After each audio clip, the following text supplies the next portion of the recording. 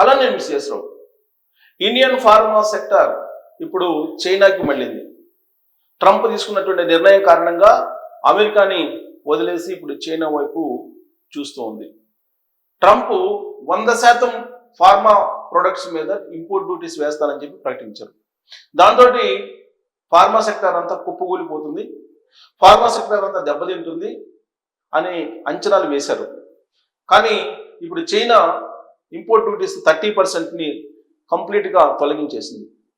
0% import డ్యూటీతో ఇప్పుడు ఫార్మాస్యూటికల్స్ని India నుంచి చైనాకు ఎక్స్పోర్ట్ చేయొచ్చు.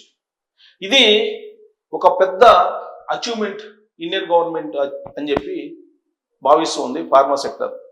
నరేంద్ర మోడీ గారు ఇటీవల కాలంలో చైనా తోటి జరిపినటువంటి దౌత్యం ఈ రూపంలో ఫలించిందని చెప్పి దౌత్యవేత్తలు భావిస్తూ ఉన్నారు. అటు రష్యా అధ్యక్షుడు అటు చైనాకి ఇటు ఇండియాకి మధ్య సాన్నిహిత్యాన్ని పెంచాడు. పుతిన్ వ్యూహాత్మకంగా వ్యవహరించాడు. అంతకంటే మిన్నగా నరేంద్ర మోడీ గారు దౌత్యాన్ని నడిపారు. ఆ కారణంగానే అమెరికా ఎన్ని రకాల హడ్డిల్స్ పెట్టినప్పటికీ కూడా ఇండియా ఏ మాత్రం తల ఒక్కకుండా అమెరికాని ఢీ అంటే ఢీ కొట్టేటువంటి పరిస్థితికి వెళ్ళింది అని చెప్పి ఇప్పుడు అంతర్జాతీయ దౌత్యవేత్తలు భావిస్తున్నారు. కారణం ఏంటంటే గతంలో 2008లో పాకిస్తాన్ మీద యుద్ధం చేయడానికి అమెరికా ఒత్తిడి చేసింది. యుద్ధం అందుకే చేయలేకపోయామని చెప్పి చిదంబరం గారు లేటెస్ట్గా ప్రకటించారు. 2008లో ఉగ్రవాదులు దాడి చేశారు.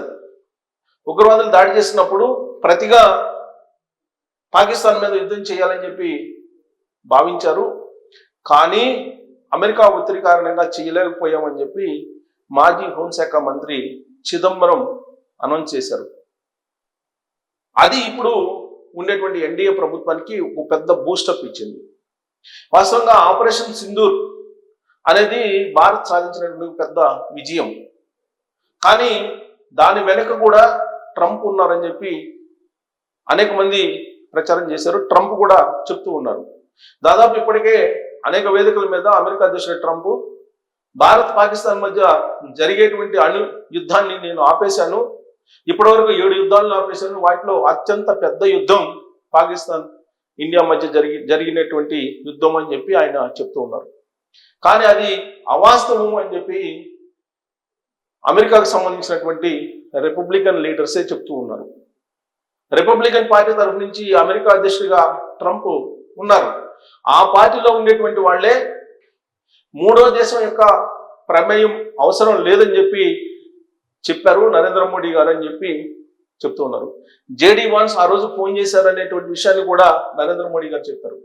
ఉపాధ్యక్షుడు జేడీ వాన్స్ ఫోన్ చేసినప్పుడు పాకిస్తాన్ అణు ఆయుధాలు వేయడానికి సిద్ధమవుతుంది, మీరు యుద్ధాన్ని ఆపండి అని చెప్పినప్పుడు అది మేము చూసుకుంటాం, మూడో దేశం యొక్క ప్రమేయం అవసరం లేదు అనేటువంటి విషయాన్ని నరేంద్ర మోడీ గారు చెప్పారని అమెరికాలో ఉండేటువంటి రిపబ్లిక్ లీడర్స్ చెప్తూ ఉన్నారు. కానీ అమెరికా ఒత్తిడి కారణంగానే ఆపరేషన్ సింధూర్ ఆగిపోయిందని చెప్పి కాంగ్రెస్ పార్టీ పార్లమెంటు వేదికగా పార్లమెంటు బయట ప్రచారం చేసింది. కానీ నరేంద్ర మోడీ గారు కానీ లేదా బీజేపీ నేతలు కానీ మూడో దేశం యొక్క ప్రమేయాన్ని మేము ఒప్పుకోలేదు అని చెప్పి క్లియర్గా చెప్పారు. అంతేకాదు ఆపరేషన్ సింధూర్ విజయాన్ని అనేక దేశాలకి ప్రత్యేకమైన బృందాలని పంపించి నరేంద్ర మోడీ గారు అంతర్జాతీయ సమాజానికి తెలియజేశారు. స్వయంగా తయారు చేసినటువంటి అణువాయుధాలని, స్వయంగా తయారు చేసిన రక్షణ ఉత్పత్తుల్ని భారత్ తమ అమ్ముల పొదిలో ఉంచుకుంది. వేరే దేశం యొక్క సపోర్ట్ కూడా అవసరం లేదు. భారతదేశం మేక్ ఇన్ ఇండియా కార్యక్రమంలో భాగంగా తయారు చేసినటువంటి రక్షణ ఉత్పత్తులు అత్యంత బలంగా ఉన్నాయని ప్రపంచ దేశాలకు ఆపరేషన్ సింధూర్ సందర్భంగా తెలియజేశారు నరేంద్ర మోడీ గారు. సో అందుకే ఇప్పుడు భారతదేశం యొక్క రక్షణ ఉత్పత్తుల ఎక్స్పోర్ట్స్ కూడా పెరుగుతూ ఉన్నాయి. పాకిస్తాన్ ఉపయోగించినటువంటి రక్షణ ఉత్పత్తులు చైనాకి సంబంధించి అలాగే అమెరికాకు సంబంధించినటువంటి వాటిని వినియోగించారు. కానీ ఆపరేషన్ సింధూర్లో పాకిస్తాన్ చేతులు ఎత్తేసింది. దానికి కారణం బలమైనటువంటి రక్షణ ఉత్పత్తుల్ని భారతదేశ ఆర్మీ, భారతదేశ త్రివిధ దళాలు ఉపయోగించడమే. రష్యాకు సంబంధించినటువంటి S-400 అనేటువంటి రాడార్ని ఉపయోగించడం ద్వారా, మిసైల్ని ఉపయోగించడం ద్వారా ఆపరేషన్ సింధూర్లో పాకిస్తాన్ ఎయిర్పోర్ట్స్ని అలాగే ఓడరేవులను కూడా టార్గెట్ చేసి కొట్టేయడం జరిగింది. అంతేకాదు అత్యంత విశ్వసనీయంగా అంతర్జాతీయంగా కానీ జాతీయంగా కానీ కొన్ని పత్రికల్లో కొన్ని పోర్టల్స్లో వస్తున్నటువంటి న్యూస్ ఏంటంటే పాకిస్తాన్లో ఉండేటువంటి అమెరికా స్థావరాన్ని కూడా కొట్టేశారు, అణుస్థావరాన్ని కూడా ఆపరేషన్ సింధూర్ క్రమంలో భారత నేవీ టార్గెట్ చేసిందని కూడా వినిపిస్తుంది. సో అంటే హ్యూజ్ సక్సెస్ ఆపరేషన్ సింధూర్ అనేది. కానీ కాంగ్రెస్ హయాంలో UPA 2 హయాంలో ఆ రోజున ప్రధానమంత్రిగా మన్మోహన్ సింగ్ గారు ఉన్నారు, హోంశాఖ మంత్రిగా చిదంబరం గారు ఉన్నారు. అప్పుడే ఆయన హోంశాఖ మంత్రి బాధ్యతలు స్వీకరించారు. ఆ సమయంలో యుద్ధం చేయడానికి పాకిస్తాన్ మీద సిద్ధం కావాలని చెప్పి భావిస్తున్నటువంటి సమయంలో ఎవరో ప్రెజర్ చేసి ఆపిచ్చారు అని చెప్పి చిదంబరం గారు ఇంటర్నేషనల్గా ఇచ్చినటువంటి ఒక ఇంటర్వ్యూలో లేటెస్ట్గా చెప్పారు. అది ఇప్పుడు భారతదేశ వ్యాప్తంగా దుమారం రేపుతుంది. అంటే అమెరికా ఒత్తిళ్లకి ఆ రోజు ఉన్నటువంటి UPA 2 ప్రభుత్వం తలొగ్గింది. దానికి కారణం ఎవరు? సోనియా గాంధీ గారా, లేదంటే కాంగ్రెస్ పార్టీలో ఉండేటువంటి ఎవరైనా కీలకమైన లీడర్లా అనేది ఇప్పుడు పెద్ద చర్చ జరుగుతోంది. అమెరికాకి దాసోహం అంటుంది కాంగ్రెస్ పార్టీ, చైనాకి దాసోహం అంటుంది కాంగ్రెస్ పార్టీ అని బీజేపీ అనేక సందర్భాల్లో చెప్పారు. విదేశాల కోసం రాహుల్ గాంధీ పనిచేస్తున్నారు అనేది కూడా ఆయన మీద బీజేపీ వాళ్ళు చేసేటువంటి ఆరోపణ. ఇలాంటి సందర్భంలో ఇప్పుడు చిదంబరం ఇచ్చినటువంటి ఇంటర్వ్యూ, ఆయన చేసినటువంటి వ్యాఖ్యలు కాంగ్రెస్ పార్టీని ఇరుకుని పెట్టేటువంటి పరిస్థితి ఏర్పడినటువంటి తరుణంలో చైనా ఇప్పుడు ఫార్మాస్యూటికల్స్కి ఉన్నటువంటి 30% ఇంపోర్ట్ డ్యూటీని లిఫ్ట్ చేసేసింది. దీంతో భారత ఫార్మా రంగం చైనాకి భారీగా ఇప్పుడు ఫార్మా ఉత్పత్తులను ఎగుమతి చేయబోతోంది. ప్రధానంగా జనరిక్ మెడిసిన్స్ని చైనాకి ఎగుమతి చేయబోతుంది భారతదేశం.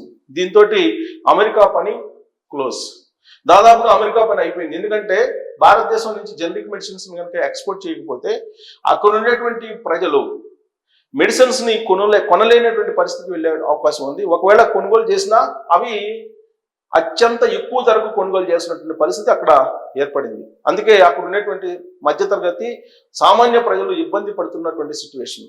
దీని అంతటికి తోడు ఇప్పుడు ట్రంప్ తీసుకున్నటువంటి నిర్ణయం కారణంగా షట్ డౌన్ పొంచి ఉంది అమెరికాకి. ఒకవైపు ఎగుమతులు ఆగిపోతున్నాయి, మరోవైపు అక్కడ ఉన్నటువంటి ఫెడరల్ ఉద్యోగులను తీసేస్తున్నారు. దాదాపు 7 లక్షల మందిని తీసేయడానికి ఆయన టార్గెట్గా పెట్టుకున్నారు. ప్రస్తుతం 1 లక్ష మందిని తీసేశారు. ఇంకొక అంటే ఈ సంవత్సరం ఎండింగ్కి ఈ నెలలో 1 లక్ష మందిని తీసేసారు. ఈ సంవత్సరం ఎండింగ్కి మరొక 1 లక్ష మంది 2 లక్షల మందిని తీసేసి నెక్స్ట్ ఇయర్ ఎండింగ్ కల్లా కూడా 7 లక్షల మందిని తీసేసేదానికి సిద్ధమైనటువంటి క్రమంలో అమెరికా ఆర్థికంగా కుప్పగూలిపోయింది, షట్ డౌన్ దిశగా అమెరికా వెళుతుంది అనేది ఇప్పుడు వినిపిస్తూ ఉంది. ఇదంతా ఒక ఎత్తు అయితే ఫార్మాస్యూటికల్స్ ఉత్పత్తులు కనుక భారతదేశం నుంచి అమెరికాకి ఎగుమతి చేయకపోతే అక్కడ ఉండేటువంటి ప్రజలు అల్లాడిపోయేటువంటి అవకాశం ఉంది. అంటే అక్కడ ఉండేటువంటి ఉత్పత్తులను కొనుగోలు చేయలేని పరిస్థితి ఉంది. పైగా ఇప్పుడు ఎగుమతులు చేయడానికి చైనా ద్వారాలని బార్లాగా ఓపెన్ చేసింది. ఇండియన్ ఫార్మాస్యూటికల్స్ కంపెనీలు ఇప్పుడు చైనాకి ఎగుమతి చేస్తాయి. అక్కడ అవసరం కూడా ఉంది. జనరిక్ మెడిసిన్స్ని భారతదేశం నుంచి చైనాకి ఎగుమతి చేయడానికి ద్వారాలు తెరిచారు కాబట్టి ఇప్పుడు అమెరికాకి జనరిక్ మెడిసిన్స్ని ఎక్స్పోర్ట్ చేయదు భారతదేశం. ఫలితంగా అమెరికాలో ఉండేటువంటి రోగులు, అమెరికాలో ఉండేటువంటి ప్రజలు ఆర్థికంగా నష్టపోవడంతో పాటు ఈ జనరిక్ మెడిసిన్స్ అందుబాటులో లేక రోగాలతోటి అక్కడ ఇబ్బంది పడేటువంటి పరిస్థితి నెలకొంది. సో దీంతో అమెరికా కుప్పకూలడానికి చైనా ద్వారాలు తెచ్చింది భారతదేశానికి. ఇదంతా కూడా నరేంద్ర మోడీ గారు వ్యూహాత్మకంగా చేసినటువంటి దౌత్యం యొక్క ఫలితం అని చెప్పి అంతర్జాతీయంగా చర్చ జరుగుతున్నటువంటి క్రమంలో మరి ఇదంతా కూడా నరేంద్ర మోడీ గారి క్రెడిటేనా, లేదంటే అమెరికాని టార్గెట్గా చేసుకొని చైనాని ఇలాంటి వెసులుబాటును భారతదేశం కల్పించిందా? కారణం ఏంటి అనే దాని మీద మీరు కామెంట్ చేయొచ్చు. Thank you.